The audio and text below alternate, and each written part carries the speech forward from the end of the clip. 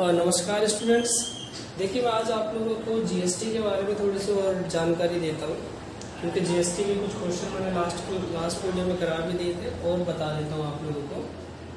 देखो जीएसटी मैंने आपको बताया था कि दो तरह की जीएसटी आपको यूज़ करनी है। एक इंटर स्टेट जीएसटी होगी, इंटर स्टेट, और एक इंट्रा स्टेट। इन दोनों में फर्क क्या है?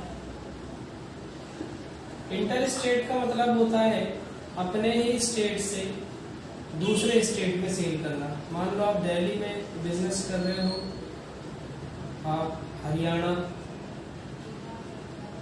राजस्थान, अदर स्टेट्स में क्या कर रहे हो, सेल परचेज कर रहे हो, तो आपको इंटर स्टेट जीएसटी लगाना है। ठीक है। परचेज जब करोगे इंटर स्टेट में जीएसटी कौन सी लगेगी? फिर यहाँ पे आईजीएसटी। यहाँ पे कौन सी जीएसटी लगेगी? आईजीएसटी।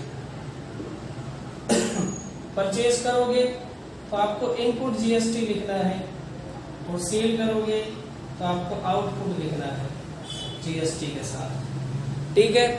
परचेज जब करोगे तो जीएसटी क्या होगी? डेबिट होगी। आउटपुट जब करोगे तो जीएसटी क्रेडिट होगी। लेकिन कुछ केसेस में क्रेडिट और डेबिट इन दोनों में थोड़ा सा फर्क हो जाता है, मैं भी बताऊंगा। इंटर स्टेट का इंट्रा स्टेट का मतलब अपने स्टेट से अपने ही स्टेट में। मान लो ये मेरा स्टेट है, हरियाणा है, मान लो यहाँ पे हरियाणा में ही सेल कर रहे हो आप। कहीं पलवल में जाके सेल कर देते हो, कहीं फरीदाबाद में कर देते हो, कहीं होटल चले गए।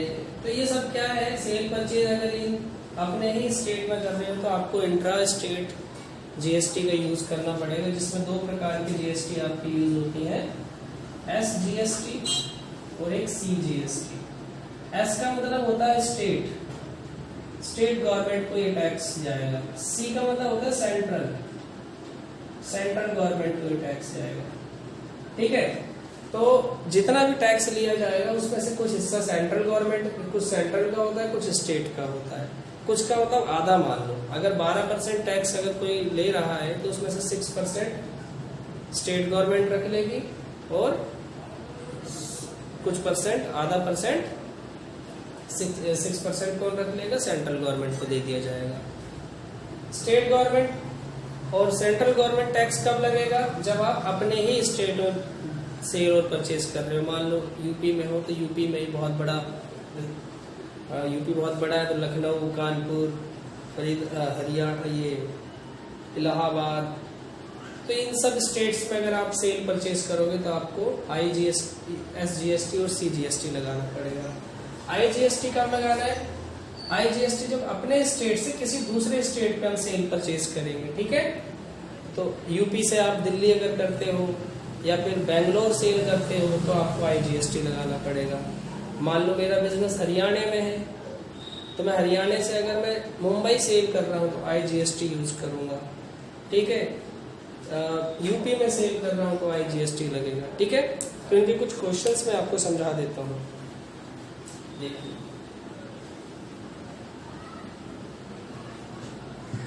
मान लो मेरा बिजनेस है, मैं यहाँ पे ले लेता हूँ, दिल्ली में मेरा बिजनेस है। ठीक है। मैं सेल करूंगा सोल्ड गुड्स ₹4 60,000। ठीक है। और यहाँ पे जीएसटी जो है, जीएसटी मेरे को 12% दिया हुआ। Purchase goods ₹70,000। ये मैंने दिल्ली में बिजनेस है, ये मैंने फ्रॉम हरियाणा से परचेज किया, फ्रॉम यूपी से परचेज किया। ठीक है।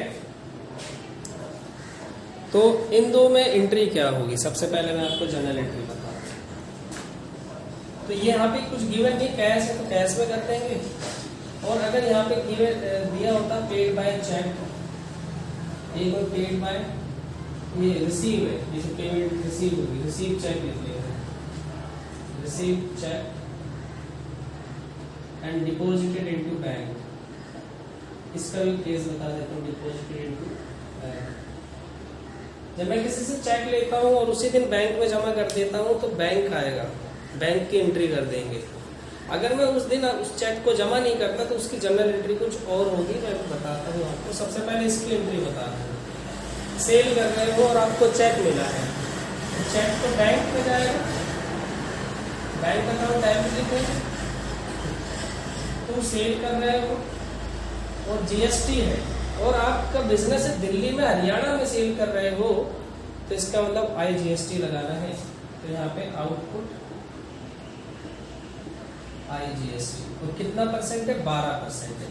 सेल कितने की करी है मैंने? 60,000। 60,000 का 12% कितना आ जाएगा? 7200 आ जाएगा। तो ये टोटल अमाउंट यहाँ पे आ जाएगा। ठीक है, तो ये हो गई आपकी सेल करने की एंट्री।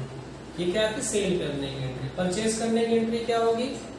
परचेजेस आपके लिए एक्सपेंस होता है, परचेजेस अकाउंट डेबिट। अब यहाँ पे जीएसटी इनपुट आएगा, इनपुट।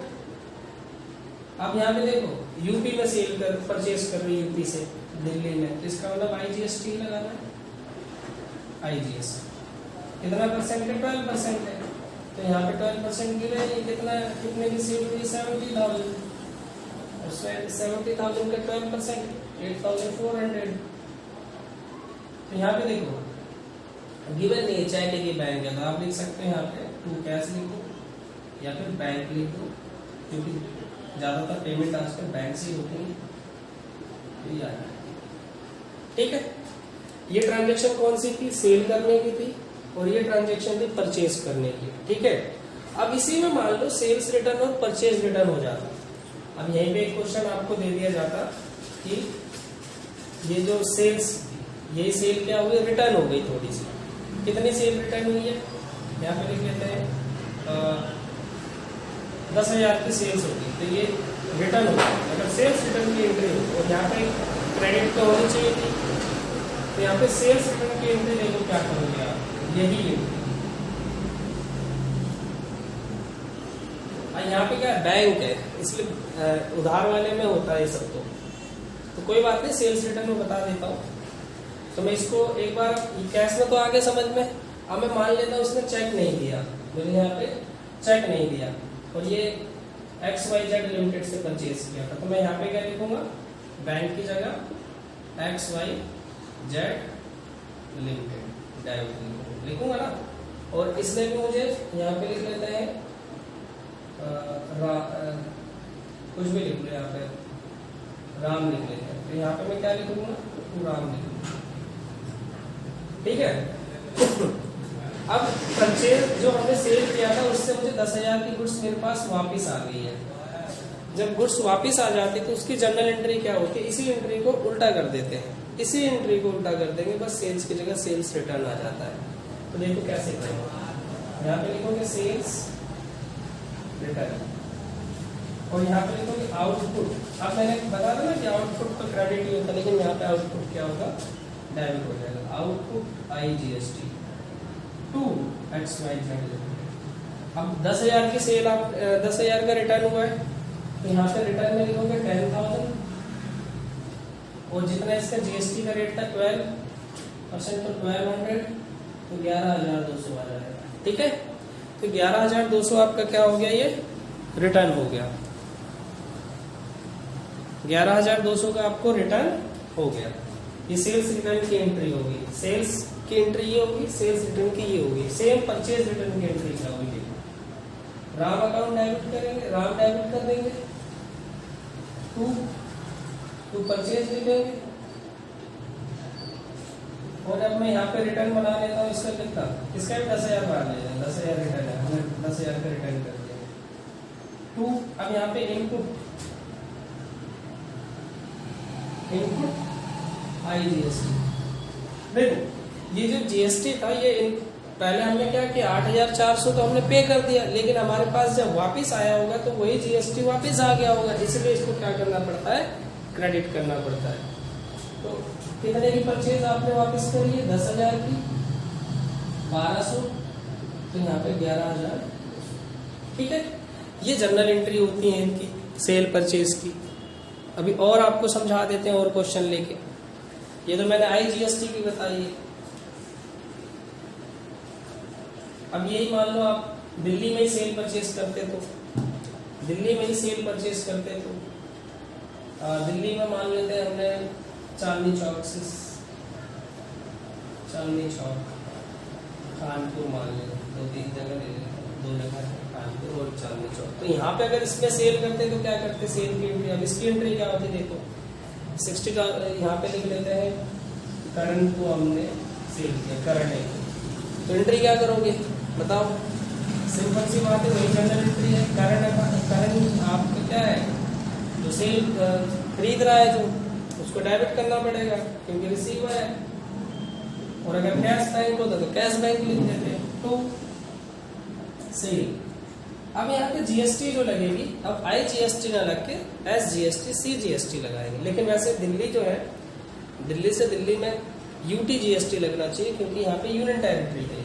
लेकिन यहाँ पे हम CGST SGST लगाएंगे, CGST to SGST at the rate. अब देखो बच्चों, वहां था 12%, तो SGST CGST आधा आधा हो जाएगा, 12 + 6%। सेल देख लो कितने की थी, 60,000, 60,000, 60,000 का 6%, 3600 यहाँ पे आ जाएगा वही 67,200। अब मान लो इसी को मैं क्या करता, रिटर्न करता। रिटर्न की एंट्री क्या होती, इसी एंट्री को क्या हो जाता, कर देते, उलट देते। Sales return CGST SGST direct करते, टू करंट कर देते जितना अमाउंट आप रिटर्न करते। इसी तरह परचेज की भी एंट्री हो ही जाएगी आपसे। और देखो, और इसमें और GST किस किस पे लगाते हैं।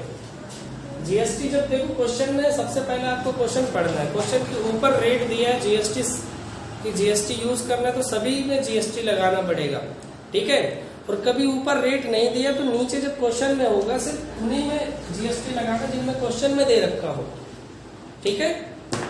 सब में GST नहीं लगाना। अब जैसे कि रेंट है, मेरे पास रेंट दे रखा है, रेंट पे भी GST लगता है। जब मैं कोई सैलरी दूंगा उस पर भी GST लगाना है, तो कैसे लगाएंगे। जैसे हमने परचेज की एंट्री करी थी ना, तो रेंट अकाउंट, यहाँ पे रेंट तो डेबिट हो जाएगा, रेंट का अगर GST आपको लगाना है तो यहाँ पे क्या आ जाएगा, इनपुट CGST, इनपुट SGST। अब यहाँ पे रेंट का अमाउंट, GST का अमाउंट और टू बैंक या कैश करके पेमेंट। अब यहाँ पे देखो इनपुट CGST SGST क्यों लगाया है। यहाँ पे आपको जरूरी नहीं कि यही लगेगा, और भी लग सकता है, लेकिन हमें देखना है कि हमारा जो बिजनेस है वो कहाँ पर है और हम रेंट कहाँ का पे कर रहे हैं, ठीक है। वो क्वेश्चन में दिया होगा, आपको इतना टेंशन नहीं लेना। इसी तरह यहाँ पे सैलरी होता है तो सैलरी हो जाता, और इनपुट GST CGST ये हो गया, ठीक है। और मान लो कोई गुड्स है, जैसे कि गुड्स आपने गिवन एज चैरिटी, उसकी एंट्री याद है आप लोगों को, गुड्स गिवन एज चैरिटी, उसकी एंट्री क्या होती थी, चैरिटी टू परचेज, यही करते थे।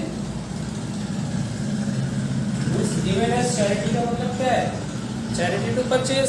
या एडवर्टाइजमेंट के लिए देते थे तो एडवर्टाइज, सैंपल के लिए, फ्री सैंपल के लिए एडवर्टाइजमेंट अकाउंट टू परचेज करते थे, तो चैरिटी अकाउंट डेबिट टू। अब यहाँ पे अगर GST है तो GST लिखना पड़ेगा, इनको CGST SGST जो भी होगा वो लिख के यहाँ पे लिखना, ठीक है। तो GST आप लोगों को इतना समझ आया होगा, मैं उम्मीद करता हूँ। नेक्स्ट वीडियो और लेके आऊँगा आपको GST के कुछ क्वेश्चंस के साथ, जिसमें एडजस्टमेंट ऑफ GST बताऊँगा आप लोगों को, ठीक है।